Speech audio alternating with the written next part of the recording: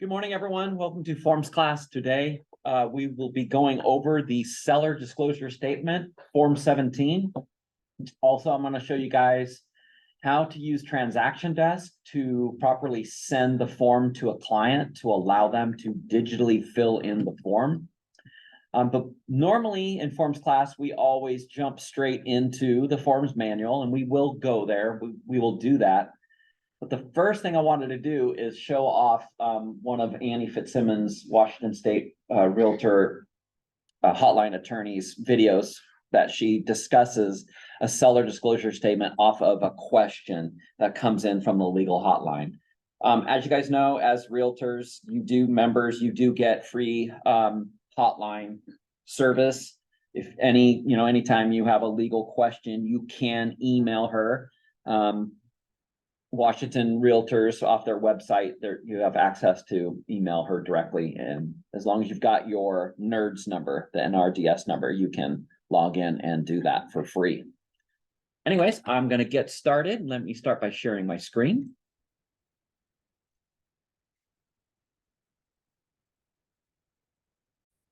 All right, and the first thing we're going to do is watch Annie's video. Hi, I'm Annie Fitzsimmons. I'm your Washington Realtors legal hotline lawyer, and today we're going to reach into the legal hotline mailbag. Question: as a seller's agent, how do I ensure the Form 17 seller disclosure statement is accurate so that I protect the seller from future liability for failing to disclose material matters while not crossing the line into directing or advising the seller? This is a frustrating issue for many agents, I know. Common issues are things like, seller says there are no CC&Rs, but the title report says there are CC&Rs. Seller says no common areas, but I know the community has a pool. Seller says they do not have potable water. Seller says they have sewer, but then they answer all the septic questions with something other than NA. So here's the answer to this question. And I'm actually going to give you an answer that goes backwards from where this question is asking. This question asks, how do we protect the seller from making erroneous answers? The more global question, listing brokers, is how do you protect the seller in general under the Seller's Disclosure Act? And let's start with something that you should know. In case you don't, I'm going to remind you that every buyer has the right to terminate a transaction until 3 days following receipt of seller's fully completed seller disclosure statement. Now, many buyers use this as an excuse to try and terminate a transaction prior to closing, claiming that seller failed to fully complete the Form 17. Is that effort by buyer going to be successful? I don't know. It's going to have to be answered on a case-by-case basis. But listing brokers, here's the tool I want you to have. I want you to have a way to prevent your seller from ever finding themselves in the question of whether or not their buyer can terminate the transaction based on seller's failure to provide a completed Form 17. How are you going to do that? I'm going to give you a tool that will hopefully help you protect seller not only from delivering an incomplete Form 17, but also in answer to the question, delivering a Form 17 that has some inaccurate answers. Okay. Listing broker, it all starts with you sitting down at a clean desk with nothing in front of you but the Form 17, the seller's completed and signed Form 17, and a ruler. And you're going to take your ruler and you're going to follow line by line so that you make sure you apply the correct question to the correct set of answers. Now, as background, when you look at the Form 17, every question is followed on the right margin by a set of 4 horizontal boxes. Yes, no, don't know, and NA, not applicable. The first time you go through the form in your review process, in your 3-step review, you're going to compare every question, and right now I don't even care what the question asks. You're going to compare the line that has a question on it with the 4 set of corresponding boxes. And in each set of 4 boxes, there must be exactly 1 box marked. And it can be the NA box, that's fine, but every set of 4 check mark boxes running horizontally across the page must have exactly 1 box marked. You go through the entire form that way. If you come to a question that doesn't have one of its 4 check mark boxes marked, then on a piece of paper, you make note of that question number. I would suggest in column number 1. So create 3 columns on your page. In your first column, make note of the question number of any questions where seller has failed to mark exactly 1 box. If they've marked none, make note of it. If they've marked more than 1, make note of it. Now we're going to go on to step 2 of your review. Step 2 of your review says that you go through the form in exactly the same way. But this time, you're only going to stop on questions that are answered yes. And when you get to a question that the seller has answered yes, you're going to look to the left margin to see if that question has an asterisk in front of it. And if the question that's answered yes also has an asterisk in front of it, then you're going to flip to the back of the page, to the back of the form, either on the blank lines that are provided on the very last page or to a page that the seller might have attached. What's critical is that you are looking for additional explanation and attachment of relevant documents, because the form's instructions say very plainly that any asterisked questions that seller answers yes must include additional explanation and attachment of relevant documents. Now, it's possible that a question is answered yes and there are no relevant documents associated with that question.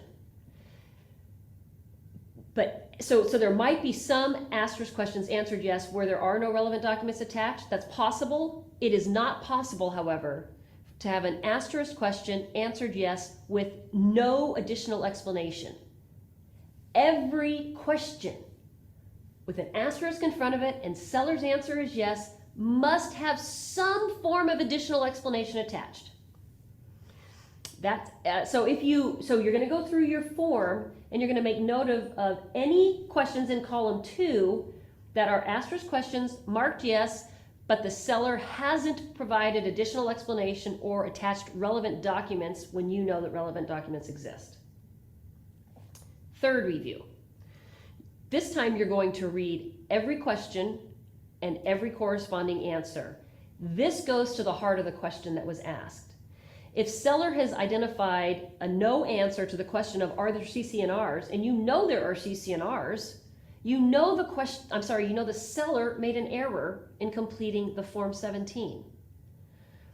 If seller says there are no common areas, and you know that there is a common area pool, make note of that question in your third column. So now you're going to go through the entire form that way. And all of the examples of questions that were raised in the question itself, where the seller might have given a wrong answer, and any others, make note of those in your third column. Now you're prepared to go back to the seller.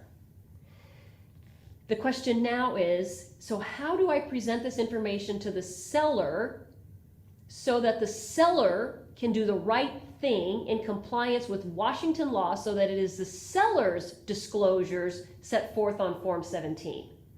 Because under no circumstances would you as a listing broker, any real estate broker, ever put your pen to seller's Form 17, seller's disclosure statement. You never make a mark on seller's disclosure statement as a listing broker or any broker. Instead, you go back to your seller. And with this information that you've compiled based on your very competent review of seller's Form 17, you educate your seller. And I would suggest that you start out giving the benefit of the doubt to your seller because it's probably due. All of you are, if you're familiar at all with the Form 17, then you are very familiar with the fact that it is a difficult form. Just from a viewing standpoint, it's a difficult form to read and comprehend because the typeface is small, the lines are crammed together, there's a ton of words crammed together on a series of 5 or 6 pages that the seller has to respond to, statutorily required seller responds to. So it's kind of an overwhelming burden, overwhelming concept for a seller who isn't in the marketplace every day like all of you. So recognizing that, give the seller the benefit of the doubt. Seller, I went through your Form 17 and there are some things that I think either you got confused because the lines run together, and believe me, I get it, it's a tough form to read, or maybe you misunderstood the question.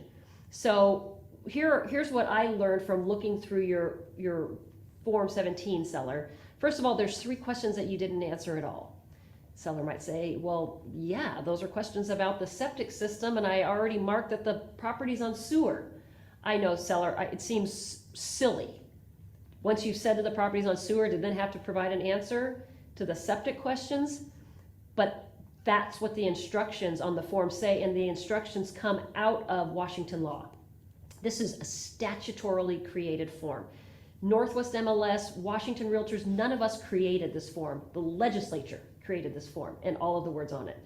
So seller, you have to mark a box on every single set of 4 check boxes that go across the page. So if the property's on sewer and there's a question asking about septic, then the answer would be NA. Okay, seller probably thinks that's ridiculous, but nevertheless, hopefully seller pulls out a pen, marks the proper box, and off you go. Now you go on to the second column.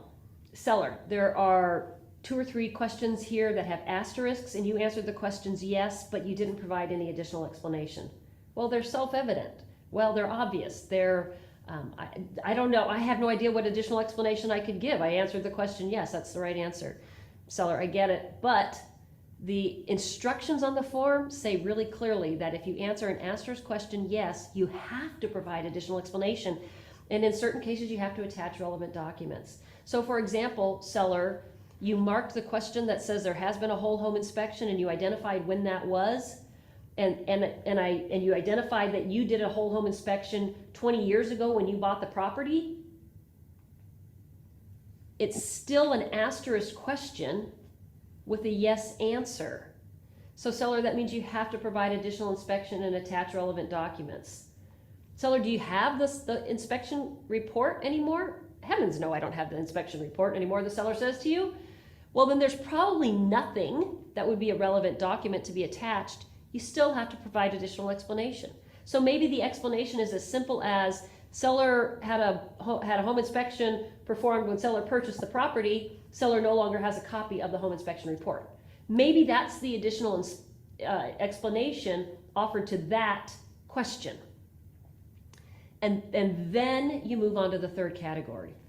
Seller, I also want to bring to your attention some questions that I believe you answered incorrectly. And listing brokers, in response to the question that was asked, let me give you a little bit of background first. You absolutely have a duty under the Seller's Disclosure Act to correct sellers' known errors, omissions, and inaccuracies. The law makes it very clear you're liable for sellers' incorrect answers if you had information that put you in a position of knowledge to know that those answers were an error. So based on the Seller Disclosure Act and based on your risk reduction procedures, you are required to advise seller of known errors, omissions, or inaccuracies. So going back to our third column, you're in your conversation with your seller. Seller, I noticed that you marked the box that asked whether or not there are CC&Rs. You marked that box no. And I suspect that you got the boxes confused because this is a really difficult form to read. But you do have CC&Rs recorded against title of the property, right? Maybe seller doesn't even know that they do. And if that's the case, then it might be up to you to educate them based on the title report. But seller, here, the title report shows that there are CC&Rs recorded against title of the property. So I think that answer is wrong, don't you? And you get the seller to correct the answer on the Form 17. Again, you never put pen to seller's Form 17 or seller's disclosure statement. If you have what I would consider to be an extraordinarily rare occasion where you have a seller who says, yeah, no, I know the answer that I gave is not technically correct, but it's the answer I intend to give. The one that I hear sellers struggling the most with is, has a roof leaked in the last 5 years? And the seller wants to say, the leak has been corrected. I'm not going to disclose that it leaked 5 years ago when it hasn't leaked in the last 4 years. But the question asks, has a roof leaked in the last 5 years? And listing broker, you now have knowledge that it did. Maybe seller told you that. Maybe they told you that because they told you they'd made a repair to the leak. But in any event, you have knowledge that it has leaked. You also have knowledge that seller gave the wrong answer. And if you have a seller, and this is going to happen, most listing brokers are never going to experience this. But if you have a seller who flat out refuses to correct the information provided on the Form 17, remember that you have a duty to correct the known errors, omissions, or inaccuracies in seller's disclosure statement. Again, you never put your pen to seller's disclosure statement. So how do you correct that? You communicate to the buyer broker in a provable format. So maybe you send an email to the buyer broker and you get a reply back. Somehow or another, in a provable manner, you communicate to the buyer broker that notwithstanding the representation on seller's disclosure statement, it is your understanding or you have knowledge that seller's roof has leaked in the last 5 years. You can give additional explanation if seller gave you copies of the repair invoices or the receipts for the work that was done, maybe even a warranty from the roofer. You can provide that if you have it. You can suggest to seller that they provide that. You certainly, absolutely let seller know what you're doing, but you don't need seller's permission. You have a statutory obligation to correct known errors, omissions, or inaccuracies in seller's disclosure statement. Sorry, this was a really long video, I know that, but this is a really, really important thing for listing brokers to do to protect their sellers' interest, not only in the transaction, but in post-closing liability lawsuits. If you have questions on this or any other topic, please send an email to me, legalhotline@warealtor.org. Thank you for being a Washington Realtor member. All right. That definitely is something that brokers have to deal with all the time. This comes up. I get so many questions on this, and Jim and Tony do also, just about like, what do I do? I know the seller said the roof leaks, or it leaked, but we had it repaired. Okay, well, how long ago was that? 2 years ago. And then they mark on the Form 17, has the roof leaked in the past 5 years? And then it's an asterisk item, and they say, it's either one of these, don't know or no. And then you know that is incorrect. So just like Annie says, the best thing you need to try to do is try to convince the seller that, hey, this is an inaccurate disclosure.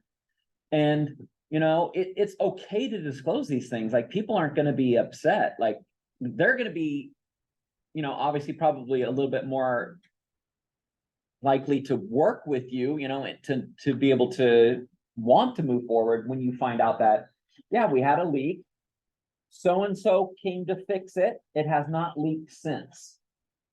What would you rather see as a buyer? Like, where you're buying a house, you're putting all your money down, all your life savings down to buy this house, to make this, happen. And you come to find out that there was issues that you didn't know about, but you were supposed to know about them. When you find out later, how are you going to feel? Upset. Disappointed, upset, mad? Yeah, whoa, they're trying to hide something?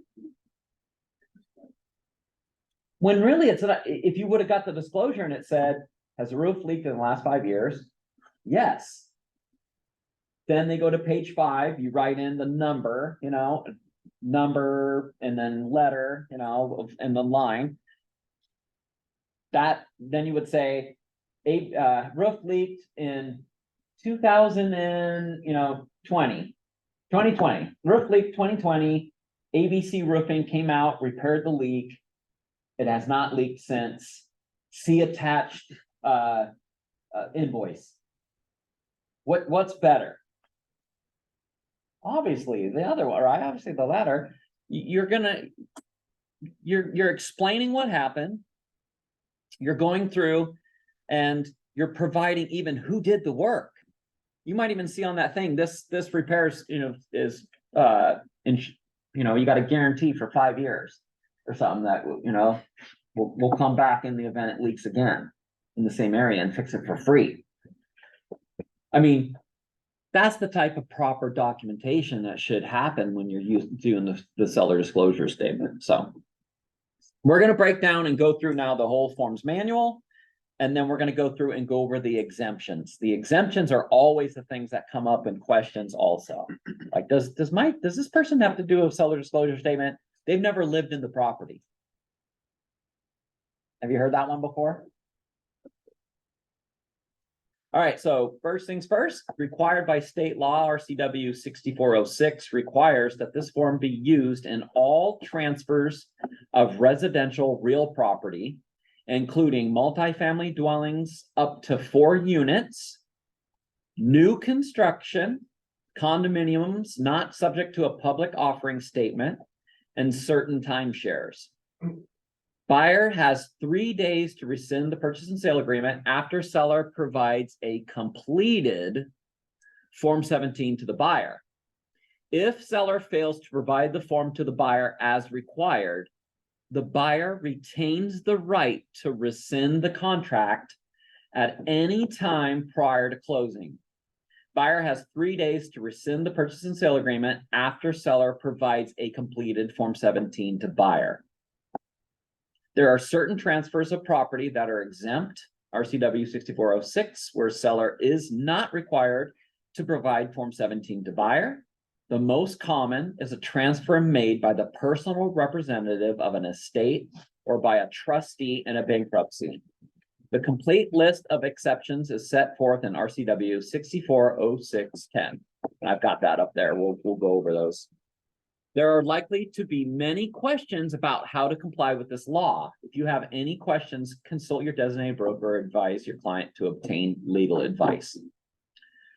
Okay, so first things first, we really have to look out and understand how the form works as far as what are the buyer's rights. You guys do a lot of buyer side sales, right? So what does it look like? What can they do?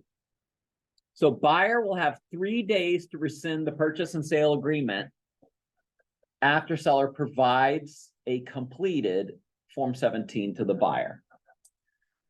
So trick question. When does the buyer when can they rescind? Or they have up to 3 days. Can that happen before you get mutual acceptance? What do you think?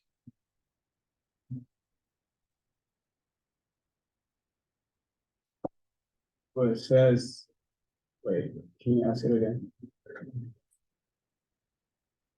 Hold on a second. Here's the rule.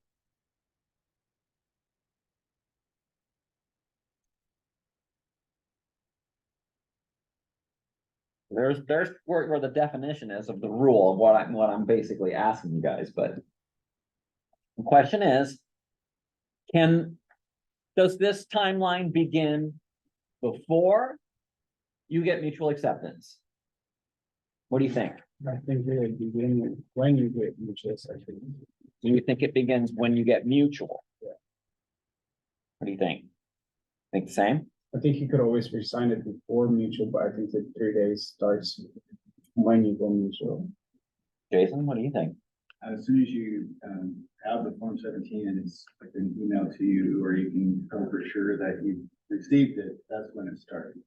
That's correct. This is one of these timelines that actually can start before you even have mutual acceptance.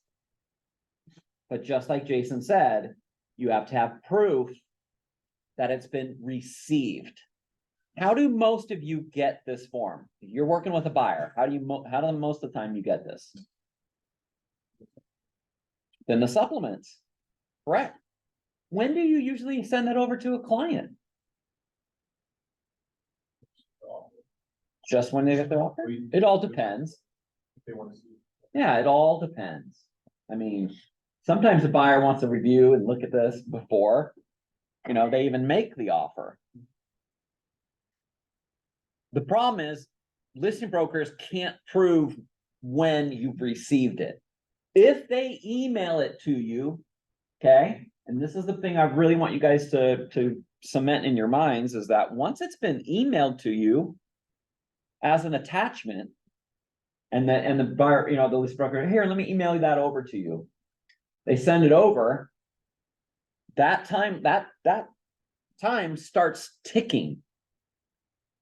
So it just says buyer has 3 days to rescind purchase or sale agreement after seller provides a completed Form 17. In our digital age, now it could be sent over, it could be downloaded, but the provable one is, sent via email. So if it's been sent, your timelines start. Even if you can't prove receipt? No. Okay, so you email it to me. I emailed it to you. Right, but my computer's down, my internet's down. Include It the just starts firm's ticking. email address. It starts ticking. Has been received. If you have the proof. It's been sent, you could the other side would have to argue it. That would be a tough one. If he's like, oh, my computer's down. Like, you remember the guy who said he sent me something and you checked my email? Yeah. Never got it. Yeah, that one, he What? did something. I don't know. For an email. But that's not, you're not sending it to the buyer, you're sending it to the firm at that point, so it's not the same. thing. But you send it Well, to the firm- That's not received by the buyer. Yeah. Yeah. Buyer has to rescind purchase after seller provides it. So when they provide it, a broker is gonna say, hey, I emailed it to your buyer broker. Here's the receipt. They could argue it. So just be really careful, and really watch your documentation on when you get it. And we talk about this all the time. Do not delay in providing documentation to your clients, right? We talk about that all the So time. it'd be good practice to confirm that they received it, and then confirm that they received it. All right, so next, like Annie said in the video, you have to make certain listing brokers that one of these boxes per line is marked. And then that's the first step, like she said. You may get that one, but then if any of the asterisk items is marked yes, then you have to further explain and attach documents if you have them. So you have to go to page 5. Seller would go into this box and they would note that item 1, 3, whatever the number is, you would type that first, and then in that question, roof had a leak in, what year. If they know the month, that's great. If they know the date, everything, that's obviously better. Describe, yes, it leaked, name the company, ABC Roofing came out, repaired the leak. And it's really important for them to say it has not leaked since the repair. See attached invoice. Do you see how it's like you've completely covered the issue now? So you have to do you have to do, just like she said, there's 3 checks that we're supposed to do whenever the seller provides the Form 17, right? Once they get it, it's time to check every one of these boxes. And this is actually one of the disclosures. This gets missed a lot. We got out of a deal probably 2 years ago for one of our buyers who had a waived inspection. We have waived inspection, waived verification period. And they only signed on the first line on page 6 for acknowledgement of receipt. And we were literally the week of closing, and buyers like, I don't want to live there. I can't move forward, and I don't want to buy this house now. And we were like, we got no outs, we got nothing. And then we reviewed, and then we found this one box. And we sent the form over to the listing broker. We go, yeah, we noticed your seller missed one of the disclosures. Can you please have them, mark a box? The 3 days right of redemption started over. So we could terminate within 3 days of receipt. Again, it started all over because they missed that one disclosure. The listing broker had no idea, luckily, what was going on. If we would have said, hey, you as a listing broker, if you're ever getting the Form 17 back towards the end, they're like, yeah, you guys missed one. there's a huge possibility that they're gonna terminate on you. And they have a right to do so and get their earnest money back. So that broker was not happy, because as soon as we got it back, I mean, literally, like within an hour, we had the form like ready to go, signed and everything, like, boom. We sent that over to buyer, it's terminating and along with the Form 50 for the receipt, to receive the earnest money back. And she called, the listing broker called us, or called our broker and said, I will never make that mistake again. That's what, yeah, she said, I've never had this happen before. She'd been in the business for like 10 years. Never had it happen before to her or heard of it happening. She had to go to her DB and talk, and they're like, yeah, they didn't complete it. So now we got 3 checks. First check is what? All the boxes. 1 box per line is marked.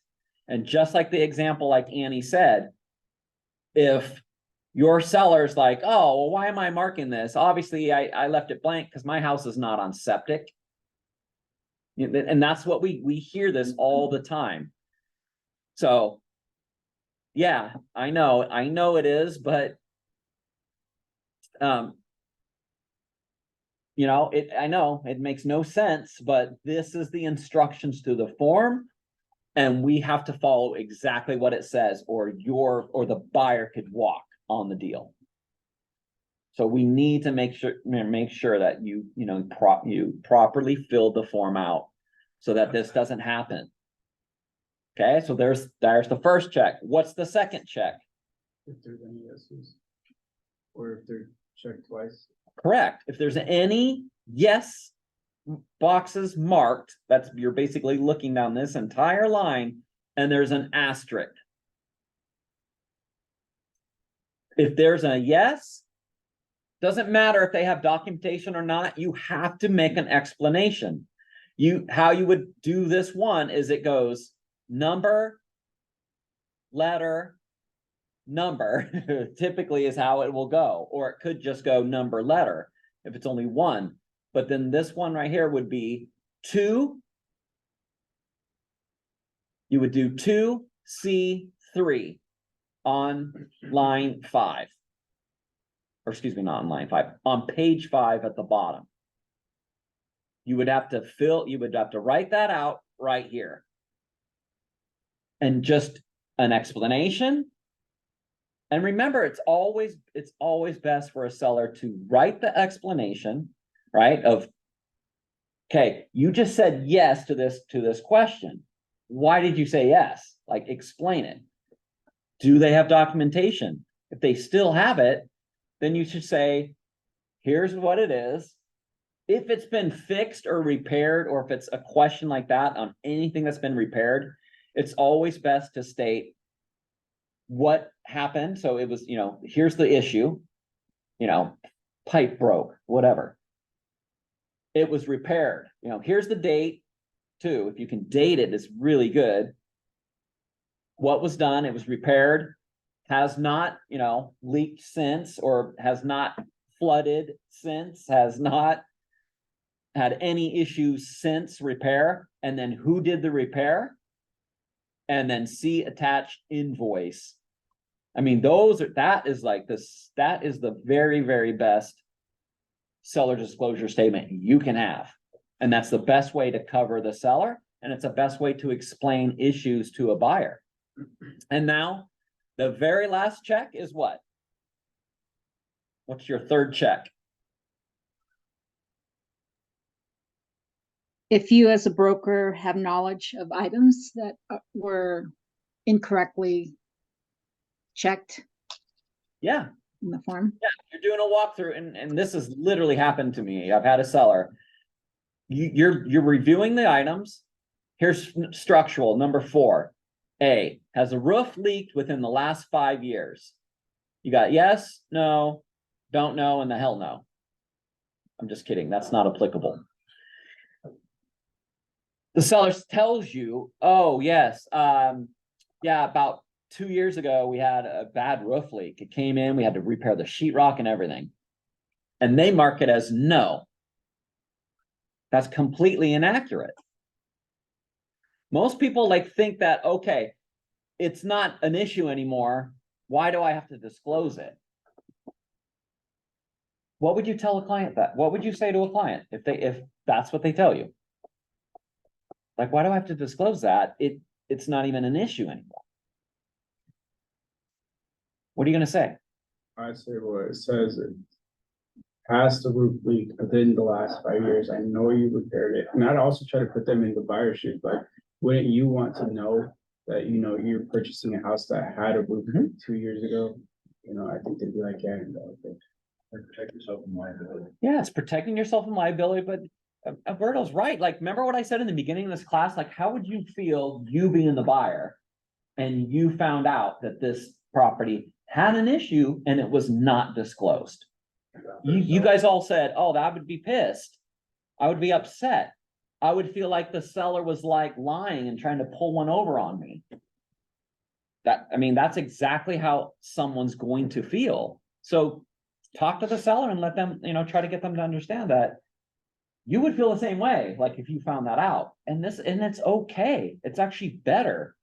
I mean, they're gonna feel a lot better, especially, I think one of the best Form 17s I've ever seen was they literally had the old inspection report attached when they bought the property.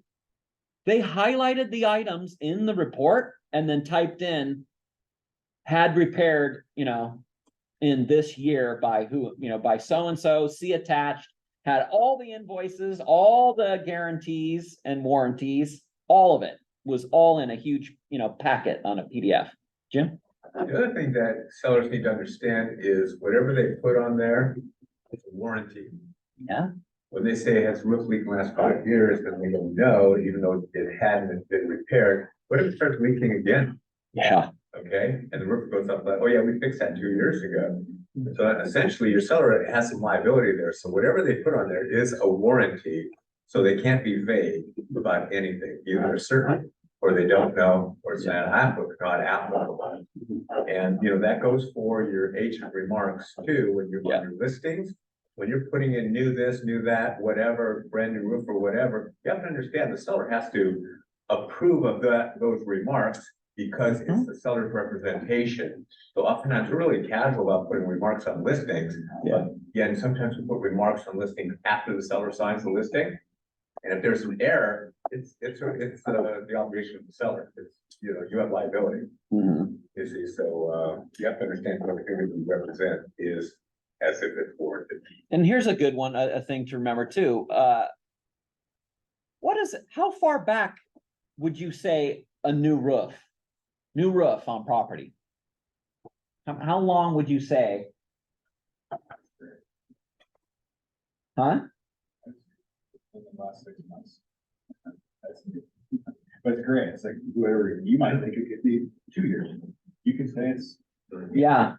We had this issue just a few months back. Seller's like, yep, new roof put on. So I want that in the remarks.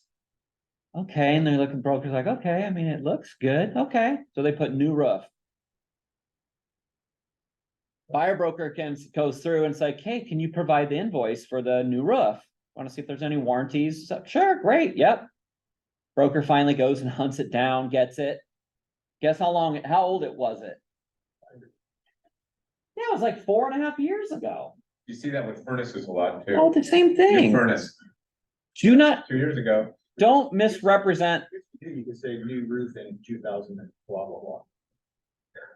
That is absolutely a better way to do it if you know the year. Again, try to get documentation if you can. Try to get it. But yeah, the buyer was pissed because they were like in contract and everything. They got in contract on that thing and they're like, you know what? They're like, we're gonna be honest. We're considering terminating, and here they waived inspection because it ended up being a competing offer thing and waived the Form 17. But what do they have left? Their verification period. We verified an inaccurate, just, you know, information. We had that with the deck one time. He just said new deck. Yeah. Turns out the seller painted over some of the rot on the deck and replaced some of the boards, and then he painted over some of the dry rot that was on there. Agent got sued, we got sued. We lost money many years ago, because we represented Yeah. on the flyers and all that. Yeah. All right, let's continue. Look at that, we're just in the very beginning of it, and a lot of times people are like, oh, why should I go Form 17 class? That's pretty kind of, there's not much to it, right? The seller fills it all out, so why should I know all this stuff? It doesn't, doesn't really mean anything, but so good for you guys that are sticking with the class coming in. All right, so do not alter or amend this form. The law requires use of this form is very specific. The statute sets out the wording of the questions that must appear on this form. Under no circumstances should you or the seller alter the wording of any of the questions or any other part of the form without advice of legal counsel. You should never see anything altered, a question crossed off. If you ever see, if you see that, they're not disclosing it. That doesn't work. You can't do that. Okay. I promised you guys we would look at the RCWs for the exceptions, right? Here are the only exceptions on not providing a transfer of, not providing a seller disclosure statement in the state of Washington. So here's the first one. A foreclosure or indeed in lieu of foreclosure. You're not going to get a seller disclosure statement on the courthouse steps, okay? They're exempt.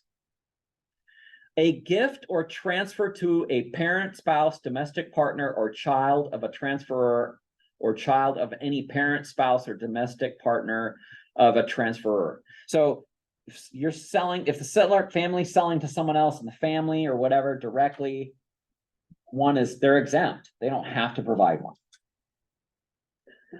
A transfer between spouses or between domestic partners in connection with a marital dissolution or dissolution of a state registered domestic partnership.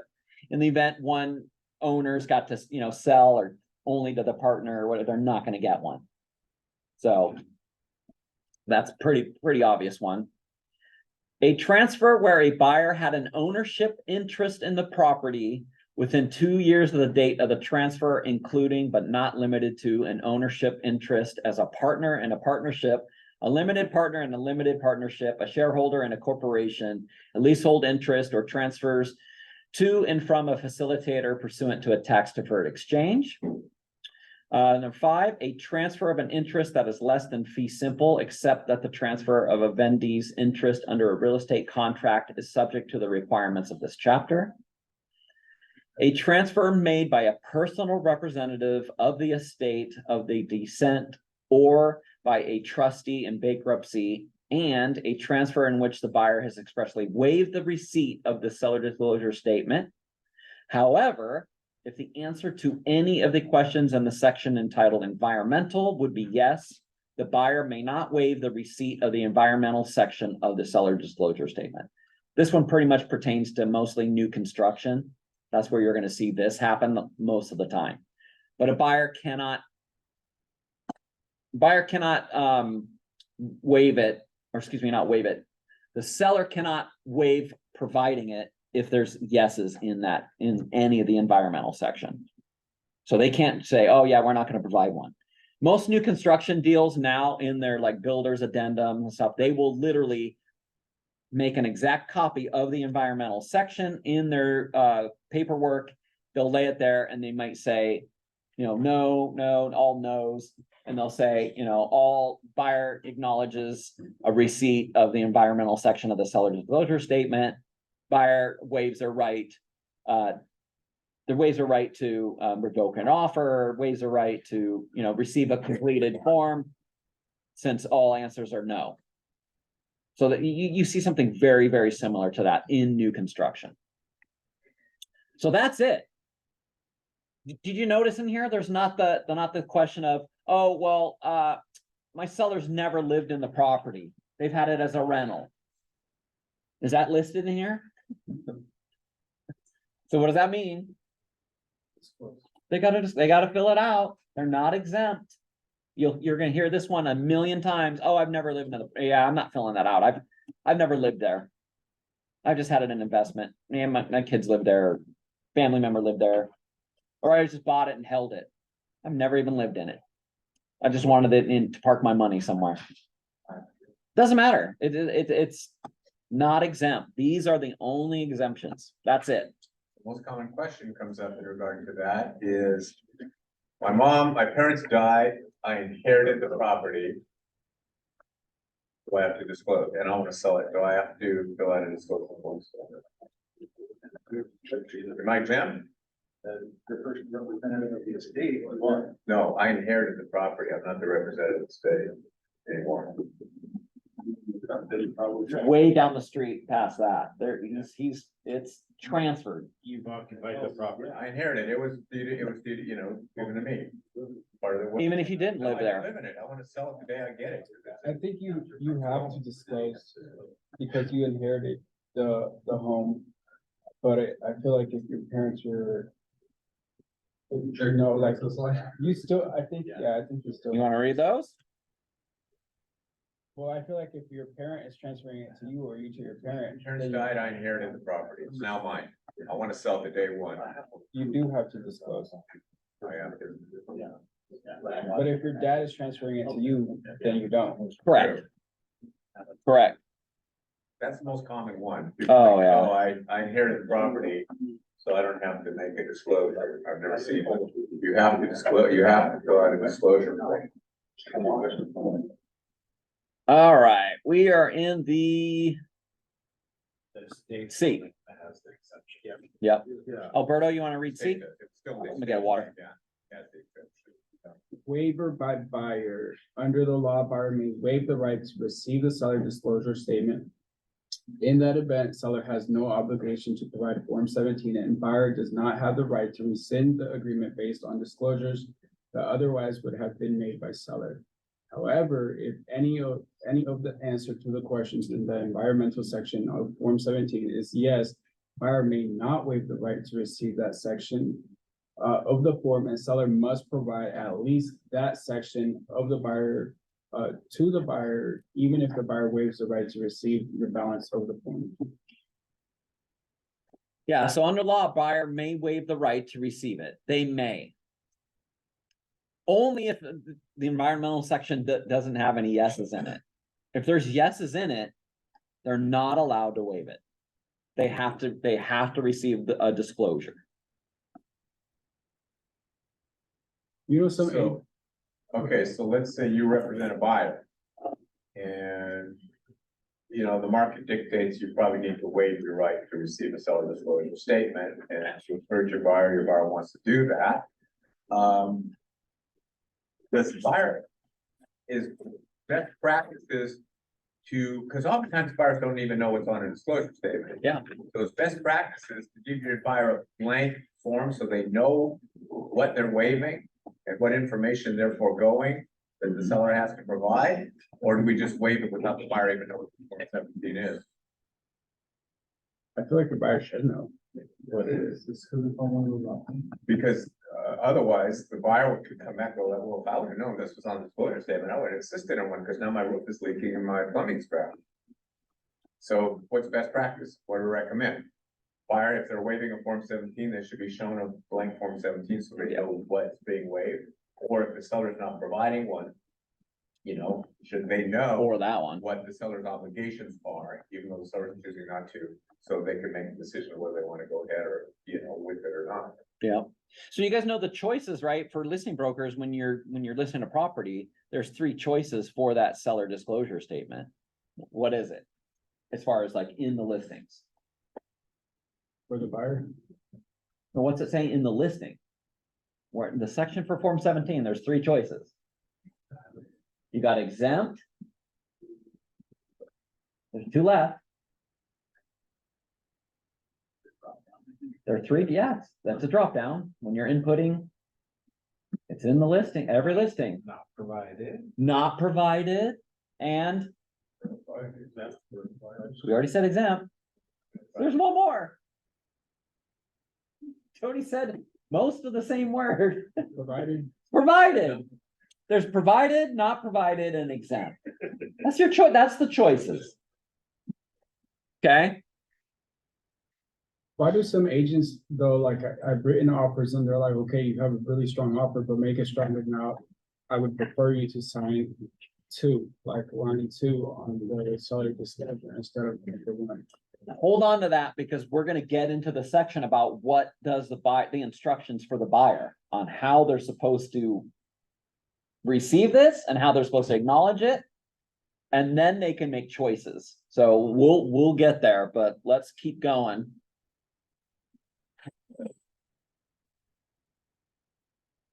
Yeah, keep going, keep going. All right. We just did this one, right? So buyer within 5 days? We did see. Oh, yeah. Okay, so now D, let's see, Tony, you wanna do D? Yeah, additional information for seller. Seller must complete this form to give it to the buyer within 5 days of mutual acceptance of the purchase and sale agreement. If seller does not provide Form 17 and the buyer has not waived the right to receive it, buyer will have the right to rescind the transaction at any time up until closing. The disclosures must be made on the basis of seller's actual knowledge at the time of the disclosure. However, if the seller later becomes aware that the original disclosures are inaccurate or incomplete from a source other than the buyer or others acting on the buyer's behalf, buyer's inspector, then seller must amend the disclosure statement and provide the amendment to buyer. In giving buyer an amended Form 17, buyer will have a renewed 3-day right of rescission. Seller does not have to amend the disclosure statement if the seller takes corrective action that will restore the accuracy of the disclosures. All right, we gotta kind of dive into this one for sure, because this is the main reason on why we are not allowed to provide any pages, or now it's nothing. You cannot provide anything from the home inspector to the listing broker and seller unless you get granted permission now. That's the whole new structure of the Form 35 for the inspection contingency. Now even if you're doing additional inspections, you cannot even send anything on the 35R marking additional inspections. Now you have to get permission. Jim? Doesn't it contradict what that paragraph, I mean, I understand what you're saying, I agree, doesn't it contradict what that paragraph saying? It says, the seller later becomes aware the original disclosures are inaccurate and complete from a source other than buyers or others acting on buyer's behalf. Example, buyer's inspector, seller must amend. So in other words, what that says is, if they become aware of something, that came up during the buyer's inspection, they don't have to amend the disclosure. Yeah, I know the wording is kind of weird. Really, yeah. The wording is a little bit kind of, yeah, It says I don't have to, and that's the argument we always use about why you don't want to have an present an inspection to you, Mr. Seller. yeah, how the rules go is that the seller does not have to disclose, like, you're in the middle of a transaction, they come through and the buyer says, oh, yep, you need a new roof. There's, water in the crawl space, you need new insulation, and we want you to go ahead and fix this, seller. And the seller's like, yeah, okay, well, I want to see proof. Go ahead, here's a 35C. I want to see pages that pertain to this, to what you're requesting. They send it over. They're like, yeah, I'm not gonna fix this, forget it. The buyer's like, oh, you're not, okay, well, I'm walking, I'm out. So that's one scenario where now the seller has knowledge, right? Now they actually have knowledge, and even more so, they have documentation. And this is the part where it's kind of like, oh man, where do we draw the line of this is right, this is correct? And, it's opinion. You could have one inspector come out and say, yeah, the roof's bad. Another inspector go, oh no, the roof's fine. I mean, you got probably a good 5-7 more years. It's a matter of opinion. Yeah, like water heaters are a big example. Oh, my gosh. Well, drill water heater, it's not leaking, but it's prone to leaking after 10 years, so we recommend you replace a water heater. Well, it's not necessarily bad. Yeah. But it's an opinion. Yeah. It happens all the time. Yeah, so you're gonna run into those types of situations, and those are the little bit easier ones to figure it out, but if you have clear knowledge, you've got documentation, seller goes in the crawl, goes, yeah, oh man, there's water in there next to it. That deal's dead. The seller now must amend that disclosure. So what was happening prior to the forms updates is that brokers were pulling this. They used to do this. I mean, it was definitely one of the things where they're like, okay, yep, we're gonna send you the whole inspection report. Here you go, seller, without even asking for it. We want a $50,000 price reduction. And you're like, what? No way, we're not doing that. Like, well, you're gonna have to disclose all of this now, all these problems. That's not right. They're doing that in multiple offer scenarios. where- Oh, yeah, that too. So it's like, okay, I'm gonna pay the highest price, but I'm also gonna have an inspection, because I know, Yeah, oh, the other offers will go away, and then I can beat up the seller later on, Mhm. and beat the price back down, otherwise he's gonna have to disclose. So yeah. that was a tactic that brokers. Oh, yeah. Probably off the market. Get ready to have to- If an agent does that to you and you didn't ask for that form, do you still have to go and amend it? Form 17? Oh, did you hear Alberto's question? Beautiful question. I love it. Say it again. Like you just said the tactic, right? Yeah. But let's say the agent sent you the inspection all at once, you guys didn't ask for it. Since now you know that stuff, do you still have to go back and change Form 17?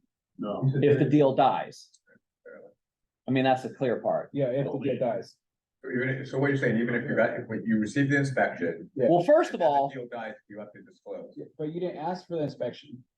so what does that, first of all, what does that do now? Yeah, I If think you it's do a- that, if that happens, what does that do to the disclosure? I didn't, well, if I'm the listing agent, I didn't ask for it, I could just walk out of it. The No, transaction. you reject the. No, No, What you're it- saying the deal dies, right? Yeah. The deal dies, It- but the seller's holding that inspection Yeah. in his hand. so realistically, the first things first is that now that the forms have been updated, you can't send nothing of the inspection report But at all. Alberto's saying he did. But if he did, that means the inspection is deemed waived. Okay, now the deal falls through. Now, if it falls through somehow, Inspection. Attorneys would tell you, we Yeah. don't advise people what to disclose and what not to disclose. they're gonna have to It's a gray disclose it. area. We can't advise somebody to disclose this and not disclose that. Would say this, usually, and I gotten one. Immediately say, I am not opening this inspection report, I reject the inspection Yeah. report. Already did. You can't. Already did. Annie went, she talked about that one, like, Yeah. Why? she said that one, like, you can't put this is her saying response for any of these types of questions like that. She says, you can't put the toothpaste back in the tube once you squeeze it out. You can't- Cause what's your But you what's don't your forward it- statutory But you didn't duties? forward it to No, yourself. the seller has it. Seller has it. What's your statutory duties to your seller? Disclose it. Provide all what? Uh, Communication and documentation. You are held to that law. You There cannot, should be a question on Form 17, has the whole house inspection ever been done? oh yeah, that's in there. That's still on there? Oh, yeah. So now you have to do your Form 17 because that inspection had been done? She used it in the video we watched at the beginning of this class. She used that exact example. Like, yep, if you had it, if you still have it, then attach it. If you don't, that's a starred item. So You in gotta Alberto's- explain it. Alberto's example, seller now has it, deal fell through, now the seller has to attach it. Yes, they do. All right. What form do you ask, do you request the inspection? 35C. And don't forget in that new section, and we'll get there when we get to, 35 for the breakdown of the forms, but, now that's a non-counterable change that a seller gets to make the decision on when an offer is received. So you cannot, as a buyer broker, you can't pre-fill that in. Yeah. Cause we've already seen it. I was helping somebody on offer and they go, I received this offer and I'm like, they can't fill this box. This is a seller item only. They can't make the decision for a seller. That's on 35. The new 35, yeah. There's 3 questions now. Used to be that they changed it to the 2, now there's 3. All right, additional information for buyer. Oh yeah, this is the same, right? Let's see. V, you want to read E?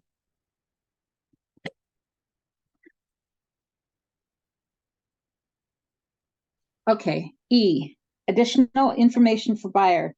Buyer has the right to rescind the purchase and sale agreement at any time within the 3 days from seller's delivery of Form 17. Buyer's decision to revoke or rescind may be made in the buyer's sole discretion, and buyer does not have to identify any particular concerns about the form.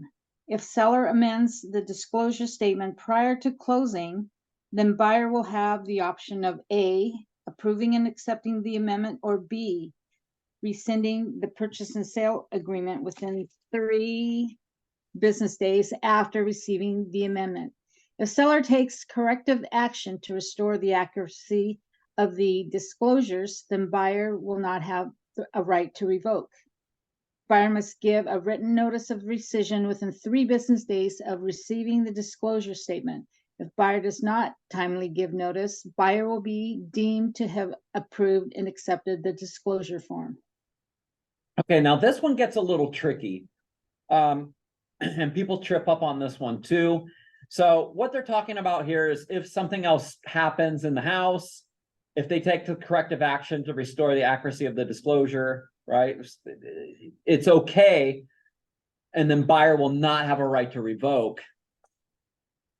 I'm not an attorney, nor have I played one on TV. I can't really give like good examples of what that would entail, like a specific thing. Oh, if an appliance breaks. Yeah, appliance breaks, they and got to you get a- replace you it. get a new refrigerator, you don't have to redisclose No, anything. there's ones that, though, as far as, and this one too is very tricky. Like they say a rescission, that's actually not correct because we have a form for terminating the agreement based on the disclosure for the 3-day for a buyer. So that would be not using a 51, you would use a Form 50.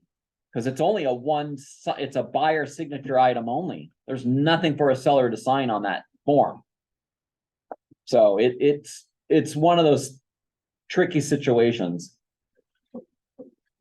I have an interesting one that on one of my last transactions. Uh-huh. And I was representing the buyer. On the disclosure, it said there wasn't any CCNRs. Oh, And yeah. then like weeks down the line, they said that there was a defunct POA that wasn't even in place anymore. Oh, yeah, that's common. And so could we have asked for them to say, change it from no to yes? And if we wanted out of the deal, we could have been able to get out for 3 days. Yeah, Because of that. yep. Yeah, Yeah. technicality there.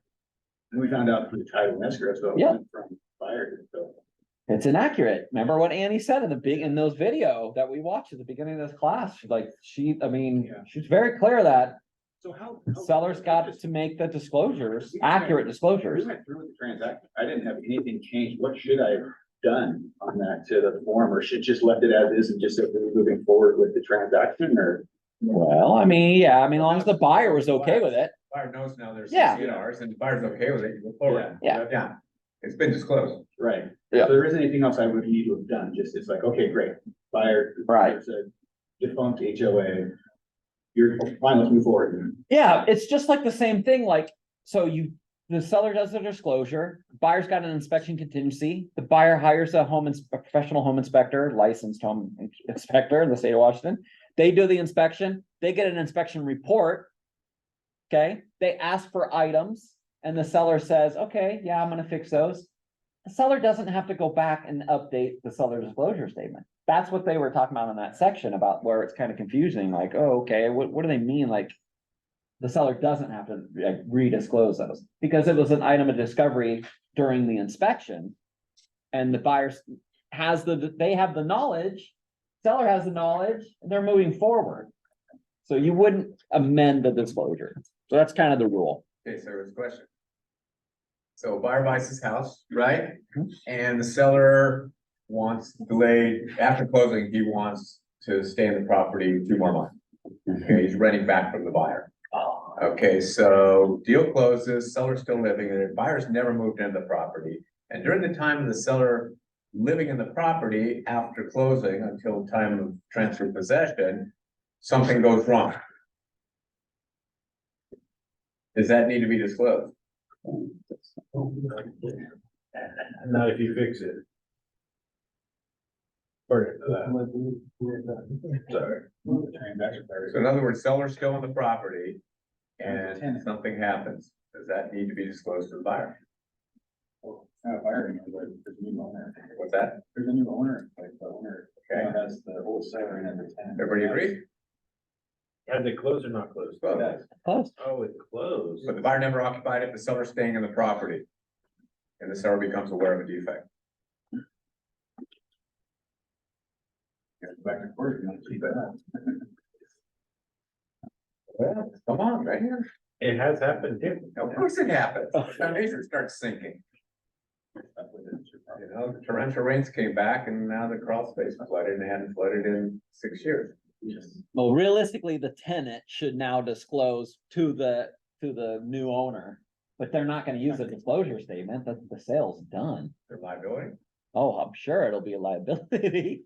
The owner is gonna be probably like, I'm gonna say you didn't fix it or whatever.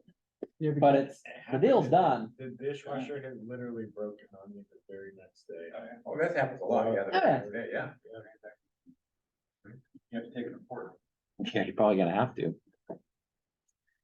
All right, G, partial exception for new construction. If seller is selling a residential real property that's newly constructed, has never been occupied, seller does not need to complete item 4 structural or item 5 systems and fixtures of the form. This is a partial exception only, and if seller is going to provide Form 17, seller must complete all other sections. So this is a mistake I see a lot of times. Listing brokers representing new construction, a builder, and then they like, oh yeah, they only have to answer an environmental section and we're gonna provide it. And then they leave everything else blank. It's only a partial exception. So if they're selling real property, the seller does not need to complete those sections 4 and 5. It's a partial exception only. So usually, like I said, new construction is going to separate it. They're gonna put it on their form. They're gonna say buyer is going to waive their right to receive a completed form. All answers in the environmental section are no. So that's usually what you will see. I have a question. Mhm. So if seller is not exempt, but he chooses not to provide a Form 17, okay? He just chooses not to provide Form 17, but he's not exempt. Does the buyer have to waive his right to receive one? In writing? He can provide it throughout the transaction. Seller does not want to Seller provide says, it, he "Screw said. it, I'm just not gonna do it. But he's not exempt. The law says you have to, but he says, I'm not gonna provide one. Does the buyer still have to waive the right to receive one? Because by law, he has the right to receive one, right? No one waive it. Well, no, does the buyer have to waive it or can he rescind anytime up until closing? 'Ause he's got- I would say rescind anytime. You're saying he can receive anytime after closing? Every time, up to close, yeah. Yeah, Yeah, they can waive all the way up to closing if they don't waive their right if they go ahead and waive the right to receive a completed one. And you sign off on a blank one, that's it, you're done. You don't, If you you waive the can't, right. if you waive the right, but if you don't do anything, you don't do anything. you can gamble could all the way up to totally closing, gamble all the way and you up. can Walk all the way up to closing. Mhm. So with this one that we just did, G, Yep. it says that newly constructed and that has never been occupied. So let's say a builder finished December 2021 building the home. Mhm. You know, it's like priced really high, hasn't found a buyer. Now it's 2023, still hasn't found a buyer. Mhm. he doesn't have to disclose it even though it wasn't finished this year. Yeah. Well, it says occupied the property, as long as no one's lived in it, and it's still that same. Finished it in 2021. Yeah. And it's 2023 and it's never been occupied. Yeah. Same. So is that a new roof?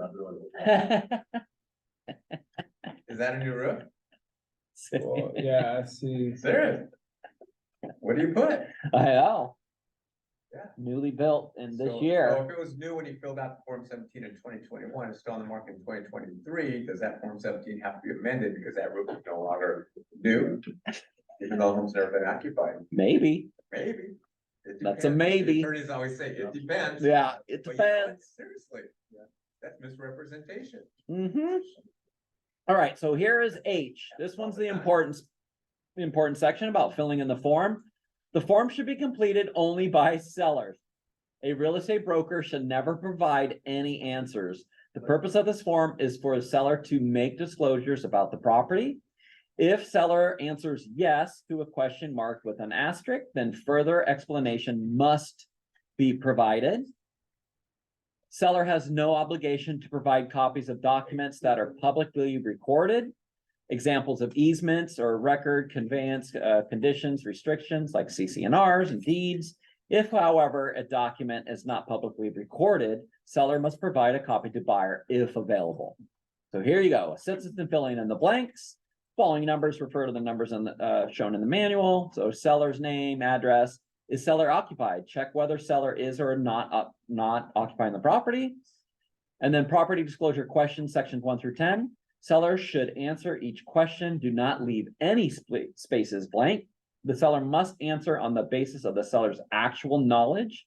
If the seller has actual knowledge sufficient to answer a question, then the seller should not answer, don't know. If a particular question is not applicable to the property, seller should check the NA box next to the question. Note, if the seller answers yes to a question with an asterisk, then the additional attachments or explanations are required. In addition, seller may need to provide copies of related documents if they're available and not otherwise publicly recorded. Environmental section, if a seller answers yes to any of the questions in the environmental section, buyer may not waive the right to receive that portion of the form. Full disclosure by seller, section 10 contains a catch-all question requiring seller to disclose any other existing material defects affecting the property that a prospective buyer should know about. Number 7, verification, seller's signature and date verifying that the answers and explanations are complete and correct to the best of seller's seller's knowledge. And then buyer's acknowledgement. Buyer should carefully review Form 17 and may sign and date the acknowledgement. Buyer's acknowledgement. Oh wait, did I just skip it? All right. Buyer's waiver of right to revoke offer.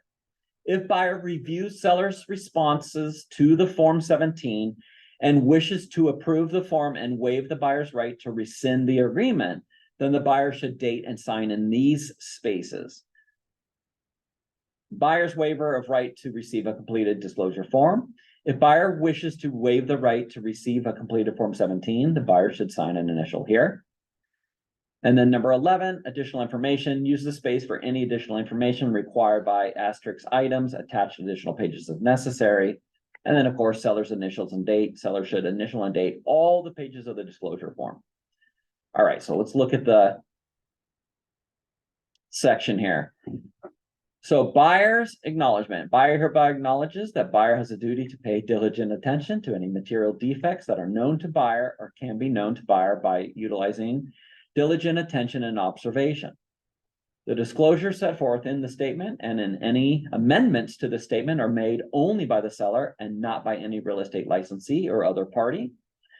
Buyer acknowledges that pursuant to RCW 64-652, real estate licensees are not liable for inaccurate information provided by seller, except to the extent that the real estate licensees know of such inaccurate information. That covers that section like we talked about earlier, where you have knowledge that it's inaccurate in the form, and you got to make the disclosure, like Annie said. What's the best way to make something to make a disclosure like that? How would you do that as a buyer broker, as a listing broker? If you found out something's wrong. Well, if you know something's wrong, And the seller's like, yeah, no, I'm not changing that, or no, I'm not gonna disclose that. Send it to the selling agent and, There you go. Document it via email. She said you need to send an email, like if it says the roof leaked in the last 5 years, seller says no. No, it's fixed. I'm not changing that. And you're like, I'm sorry, seller, I will have to tell every buyer broker now, that, yeah, it did leak. It was fixed by so-and-so company. This is inaccurate. Yeah, she said it right straight in the video. So you have an obligation to the agent to tell the other party Yeah, that the seller is misrepresenting. yeah. If you've got knowledge and that you have exact knowledge of the inaccurate disclosure, she said you have to document it. She said via email is probably the best way to do it. You have to know now. You have to know. Yeah, it can't be, you assume. There's no assuming, there's no gray. It's gotta be something like the example like we gave. Has the roof leaked in the last 5 years? Seller said no. Seller tells you in the walkthrough, yep, the roof leaked last year. We had it repaired by ABC Roofing. They came out and fixed it. Okay. In that event, you're supposed to, go back to the seller during your three checks, right? To go through and say, uh-oh, hey, seller, looks like you accidentally put this to no. And they tell you, yeah, that's right. I'm leaving it that way. But isn't that taking action that's adverse to your seller, to your client wishes? I mean, we work for the seller. Why would we? We do, but Why would we alert the buyer of something the seller doesn't want us to disclose? Versus saying, seller, I'm sorry, you're lying, I can't work with you anymore. I'm not sure why we would go to the buyer's side and give them information that the seller doesn't want us to impart on the buyer. It would make me I think. think it's Because of between us that. and the seller. I think it's between us and the seller. You just say, I'm sorry, seller, we can't work together. If you're gonna misrepresent, we're not a good fit. yeah, I mean, that would be the right situation to Yeah. talk to them, but you're definitely gonna tell them like, hey, now that you've told me this, I know it's inaccurate. So the seller's gonna sue you because the Yeah. buyer made a low offer based on what you told them, when I told you not to. And it's gray area, man. I don't know if I can It's go to the other tough. side and give the other side information my seller does not want me to impart. I get. So like, How about though if, so on the Form 17, it says that the roof hasn't been fixed, but it has been. Or it has been fixed within the 5 years. And then if the other broker on the other side asks you, has the roof been, and then now you do know, but you don't have to put it out there preemptively. Right? Yeah, that's one of the ones like a little closer to where I would lean towards like Jim saying, like, I can't just like every little item. But if they It's not my disclosure, ask you it's- point blank and you did know, They ask you, and you do know absolutely. yeah, Then you would probably like that. They're literally like, Yeah. literally lying. Yes, Yeah. I did that point. Yeah, At Jim's point, like, they're like, it's like a gray area, then you would do what Jim is doing. Yeah. Say, If someone asks, Yeah. you know. what about husband and wife, right? Mhm. Husband's the only one on title of the house. Okay, the husband says, no, the roof has not leaked in the past 5 years. The wife says, it did, my husband fixed it, but she's not on the deed. But you now know that she's saying it did leak and that he fixed it. But husband, is saying it has not leaked. What do you do there? you're gonna be in that kind of tough situation where you're gonna have to ask this, now go back to the husband and go, your wife's saying that it has leaked. I mean, you gotta remind them that you wanna do the best job of disclosing. She might have acquired ownership through community property or whatever, she may not be on the title. Yeah. I mean, knowledge treat them as is, the same. I saw the leak, I saw this, this, that, and everything else that goes into that Yeah. gray area. Yeah. But it's just like an attorney wouldn't tell your business to anybody else. Mhm. So, if anything, if you're ready to offer, I would recluse myself. I'd be like, no, I can't represent you. I'm not gonna tell you what to do with the disclosure. That'd be more my attitude about it. That's how I. Yeah, I mean, it's rare occasion. I imagine you're gonna have somebody who's like that, Yeah, they understand there's liability, like I Yeah, say, it's it's warranty. liability, it's a warranty. They're making a warranty, Mhm. so they gotta really understand that that could come back to bite them. You know, when the fire goes into the attic and sees buckets in the attic. All right, E is buyer, which term includes all persons signing the buyer's acceptance portion of the disclosure statement below, has received a copy of the disclosure statement, including attachments, if any, bearing seller's signatures. If the house was built prior to 1978, buyer acknowledges receipt of a pamphlet, protect your family from lead in your home. And then just now the large words. Disclosures contained in this disclosure statement are provided by seller based on seller's actual knowledge of the property at the time seller completes the disclosures.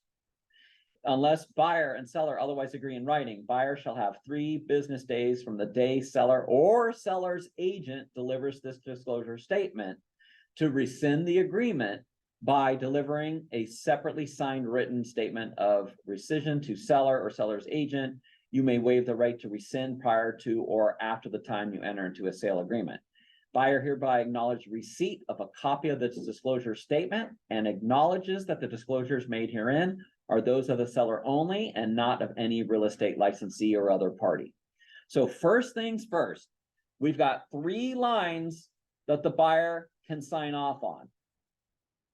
The buyer, if you are receiving a form 17, and let's say that the seller even missed a couple of the boxes. Are they acknowledging, first of all, receipt that they've got the form? They've got it, right? Yeah. So yes, sign off on this line no matter what. Now, let's say the forms, the situation where the seller's like, yeah, I'm not gonna provide one, not provide it. Are you signing the top line? How come? Yeah, there's nothing filled in, correct. Correct. So now here's another question.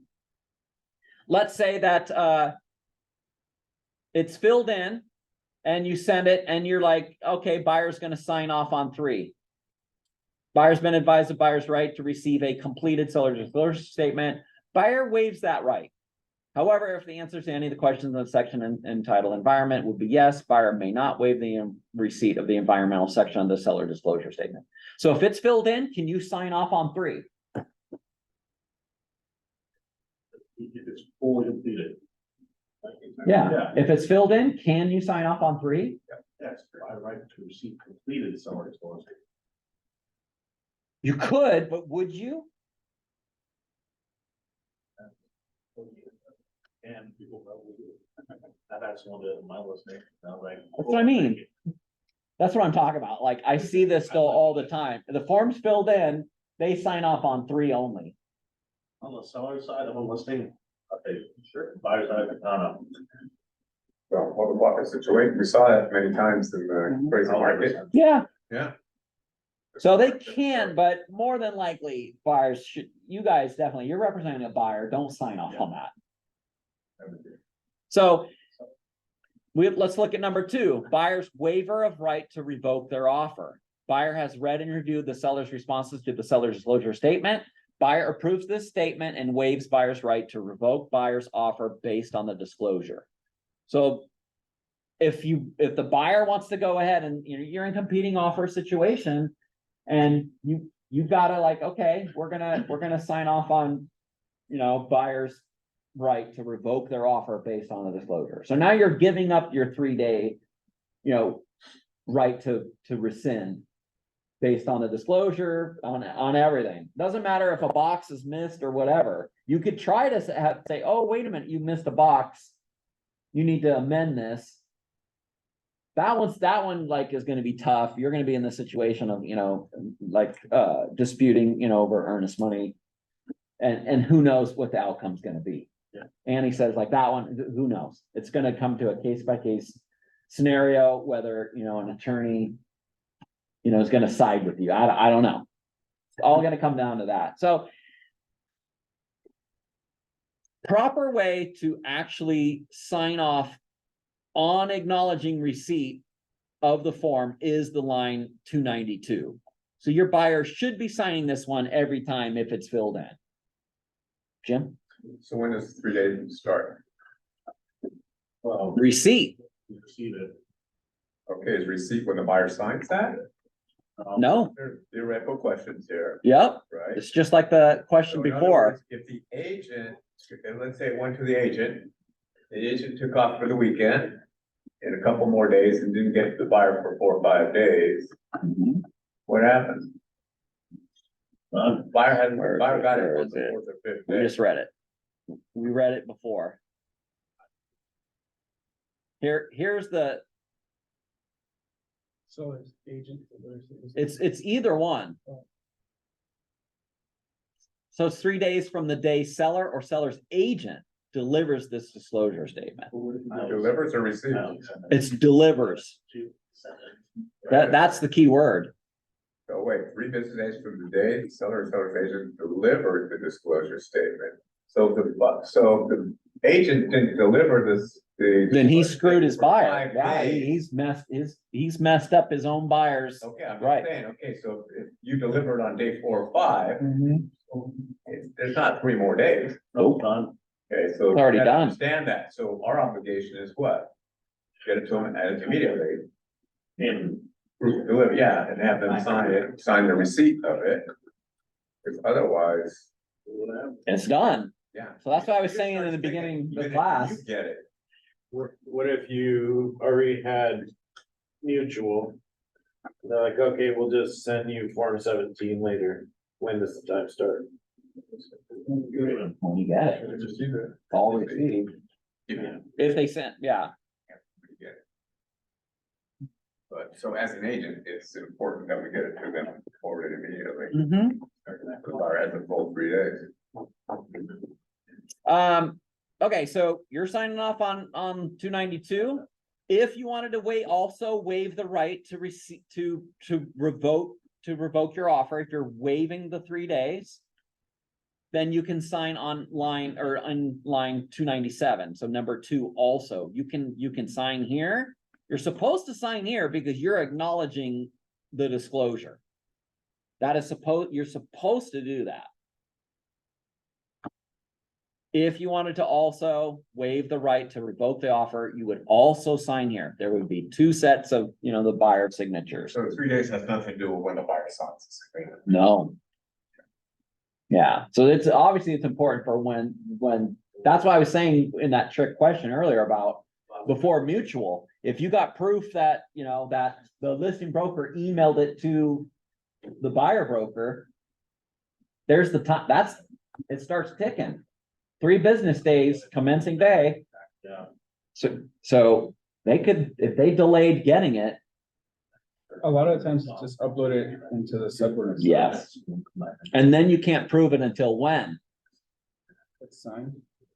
Yeah, till it's probably signed. You don't really know. You don't have the proof. So in the event that you're working with a bank-owned property and it's saying, not provided, then proper thing for that listing broker probably to do is to actually fill in who the seller is, the property address, and then is it occupied or not occupied? Now you're done. Because here it says right here, here's the seller's disclosures start. So buyer brokers, you can actually mark this box. That's it. You could fill this in, and then at that point, if it's not going to be provided, you would use your transaction desk, use a Thenasign, and you'd use the line tool, and you would do lines from corner to corner on all the disclosure. Every one of these pages will have a line corner to corner. Seller's not going to initial or sign anything. Do not put signatures on it for the sellers, listing brokers. And then what I would do is actually put a bounding box around number 3 only. You can use the tool to basically make a box around this one, and that's the only thing for the buyer to sign off on, that they're waiving the right to receive a completed form. That's the best way to do it, because the buyer's going to receive the whole thing on what they're waiving the right to receive. Just like Jim brought up the question, like, what are they waiving? Yeah. So that's the right way to do it. If you're, again, for the seller, make sure the seller initials the bottom of the page too. Like right here, you can see where the seller's initials, they're supposed to initial and date everything.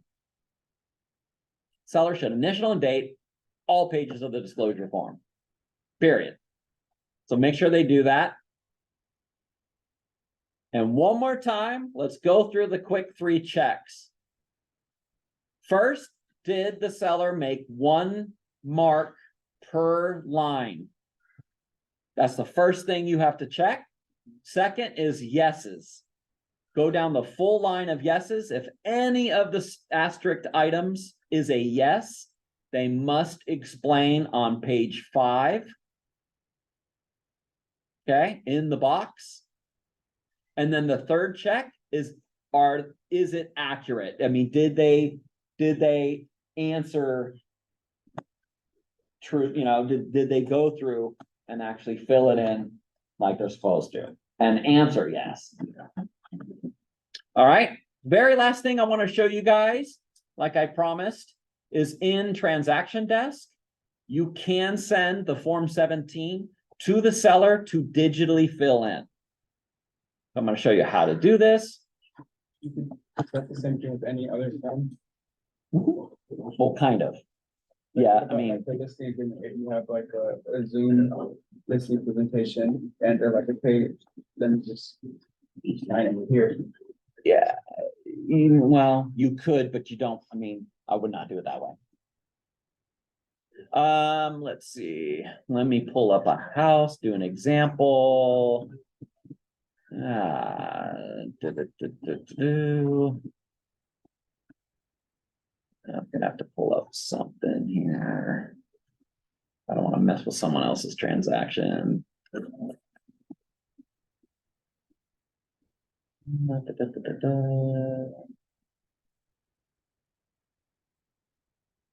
Go back. All right. Let's do this one. So what you would do is you go to forms. Let's add a form 17.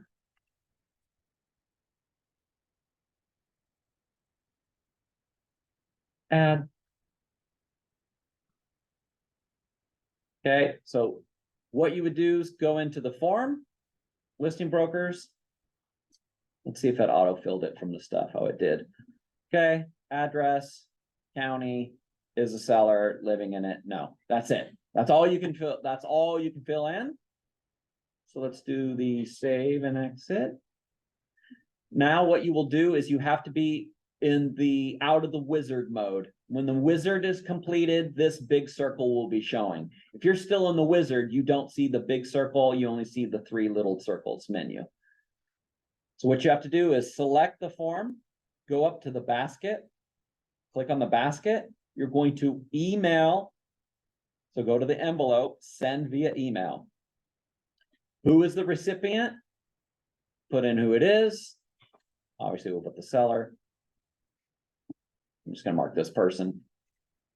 Okay. Subject, your message. What I would write is, seller, be sure to mark 1 box per line, no matter what. Any questions that don't pertain to your property, like a septic system and you're on sewer, just be sure to mark the NA box. And then don't forget any yes answers to any of the asterisk items. Please write an explanation on page 5. And then don't forget to say, don't worry about signing the form now. All you need to do is just finalize and save and to complete the form. And then I will resend it back with the other items to sign. Okay. So that's kind of the 3 things you really need to make sure you talk about in the message. Send it as a link. You must check the box to allow editing of the form. So this is what if you don't check this, they can't fill it in. They can't type in it. They can't check boxes. And then you have to put an expiration date. I'd put something really far out, whatever, and then go ahead and hit the send. Okay. When the seller receives it, literally they're gonna get this kind of like link. They're gonna click the link, and the next thing you know, the link's gonna look basically like this. And then they'll be right into the form. They'll be able to go through and they'll be able to make their box checks, right? They'll be able to go through. And the only thing that's gonna happen is, maybe tell them, and I would communicate this and say, hey, just let me know when you're all done. And then I'll go through and I'll check, I'll go and review the form. And then we'll send it back through with all your other addendums, the listing agreement and then the input sheets and everything else to sign. So then they can just fill it all in and be done. And then they can actually mark and fill in the page 5 in that section. So you would put like 4-2A.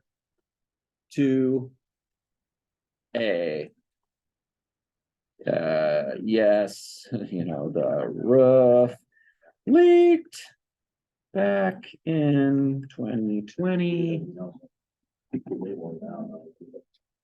ABC roofing repaired the roof and it has not leaked since. See attached. Oops. Invoice. Warranty. And I messed up on 2 words. So that's what they would do, just fill it in. And then they can hit their save and exit. Now the form's, it's filled in by the seller. You have documentation from, Authenticsign, or from the form going to them. So you could prove that they filled it in. Because it goes, the system can go back and track that, yes, it went to this email. This is the person who filled it in. Yep. So it will do that. All right, you guys, that is forms class for today. I told you it was going to be a doozy going over the seller disclosure statement. Hopefully you learned a lot of insight to the form and things to make sure that you do on every transaction for both listing brokers and buyer brokers. So thanks for making it. We'll see you on the next one. Thank you, Eric.